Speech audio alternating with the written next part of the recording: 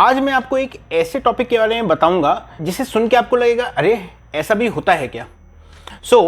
बहुत बार जब आप फैशन या लाइफस्टाइल मैगजीन्स देखते होंगे या उनके वेबसाइट में जाके देखेंगे, देयर इज अ प्रोडक्ट, उसके नीचे उसका डिस्क्रिप्शन होता है और उसकी कॉस्ट लिखी होती है। But there are some products specially in the luxury brands जिसके नीचे उसकी प्राइस ना लिखी होके मेंशन होता है प्राइस ऑन रिक्वेस्ट। मतलब आप जब उस कंपनी को या ब्रांड को अप्रोच करेंगे उस प्रोडक्ट के बारे में, then only you will be told about the MRP of that product. What can be the reason behind it?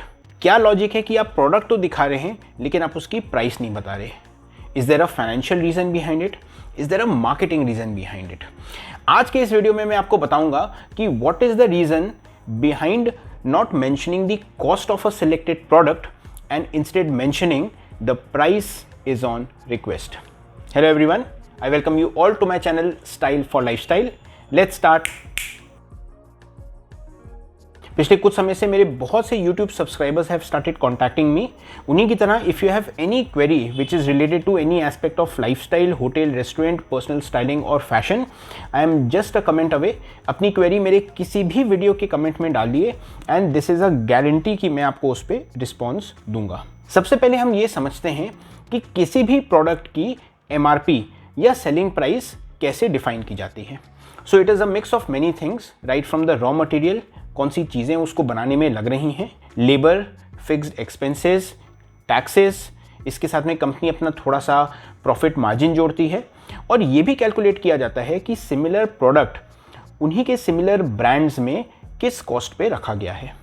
इन सब चीज़ों को ध्यान में रखने के बाद किसी भी प्रोडक्ट या सर्विस की MRP या सेलिंग प्राइस डिसाइड होती है to ensure company is recovering all the overhead costs and also earning a profit out of it. ये तो उस प्रोडक्ट पे डिसाइड किया जाता है जो कि ऑलरेडी बन गया हो, लेकिन आप उस प्रोडक्ट की कॉस्ट को कैसे डिफाइन करेंगे जो कि एग्जिस्ट ही नहीं करता।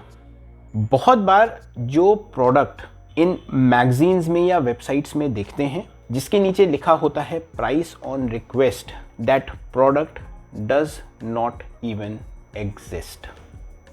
सुनने में आपको थोड़ा सा अजीब लगेगा, मैंने वीडियो की शुरुआत में कहा था कि ये थोड़ा सा अजीब कॉन्सेप्ट है, लेकिन this is an amazing marketing strategy for the luxury brands.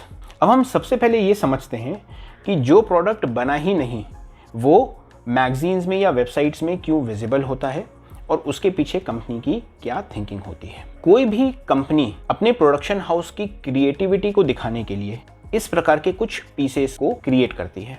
मैंने एक वीडियो बनाया था कि फैशन शो के पीछे की कहानी क्या होती है, what exactly are fashion shows. उस वीडियो को आप नीचे डिस्क्रिप्शन के लिंक में क्लिक करके देख सकते हैं। उसमें भी मैंने ये बताया था कि बहुत से कपड़े जो कि फैशन शो में दिखाए जाते हैं, मॉडल्स जो कि रनवे में एग्जिबिट करती हैं, वो एक्चुअली कॉमन लोगों के लिए या मार्केट में उतारे ही नहीं जाते। एक फैशन डिज़ाइनर अपनी सिर्फ क्रिएटिविटी के साथ खेलता है, वो अपने क्रिएशन को नेक्स्ट लेवल तक के ले जाने के लिए ट्राई करता है और यही इंटेंशन होता है लग्जरी ब्रांड्स का, to create a wow factor. अपने प्रोडक्ट्स की क्रिएटिविटी के बार को इतना हाई कर दो दैट इट क्रिएट्स अ बज अमंग द पीपल। अब क्वेश्चन ये उठता है कि what is the reason in products को बनाया नहीं जाता। इसके लिए हमें थोड़ा सा मैन्युफैक्चरिंग साइड को समझना होगा कि किसी भी प्रोडक्ट को बनाने में बहुत सा टाइम, पैसा और लेबर लगता है। कंपनी सोचती हैं कि instead of making a product, हम किसी प्रोडक्ट को डिज़ाइन करते हैं ग्राफिक्स के थ्रू, पब्लिश करेंगे थ्रू मैगजीन्स और in the internet and seeing the consumer response. अगर लोग क्वेरी करते हैं brand say about that product, that is when the company may decide और द डिज़ाइनर मे डिसाइड कि अब इस प्रोडक्ट को हमें बनाना चाहिए। और इन सब के बावजूद this is a very smart marketing tactic. Brands को मालूम है कि एनी कंज्यूमर जो इस ब्रांड को देख के जानता है that this product will come at a very high cost, उसके बाद भी if they are contacting the company और द स्टोर, इट मीन्स कि वो consumer first is really interested in the product and secondly they have the paying capacity in most of the times. ऐसे में क्या होता है कि जो स्टोर टीम होती है वो उस प्रोस्पेक्टिव बायर या कंज्यूमर को अपने स्टोर में इनवाइट करती है they want to understand what is their requirement, and that also gives them an opportunity to showcase कि उस ब्रांड के स्टोर में और कौन कौन सी नई चीज़ें हैं. They also get the database of that consumer. Tomorrow if there is a promotional scheme or there is a new collection which is coming, so the sales team, they can invite them. That is how they increase their presence in the top segment of the society. चाहे पहली बार सुनने में it sounds like a false fantasy, लेकिन price on request is a amazing marketing tactic. It is a very good strategy जो इतने सालों से लग्जरी ब्रांड्स अपने सिलेक्ट कलेक्शन या प्रोडक्ट्स के लिए यूज़ कर रहे हैं. And I am very sure even in the coming time this will be continued as an effective strategy.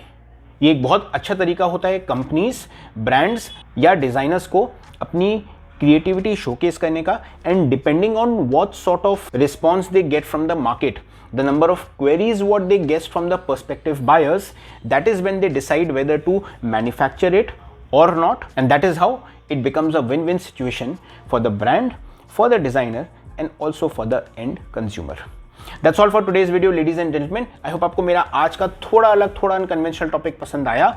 अगर आया, you can give your feedback on the comments. You can subscribe to my channel and you can also share this video with those who may be interested in topics like these. Once again, thank you so much for watching this video, and as always, take care and stay stylish.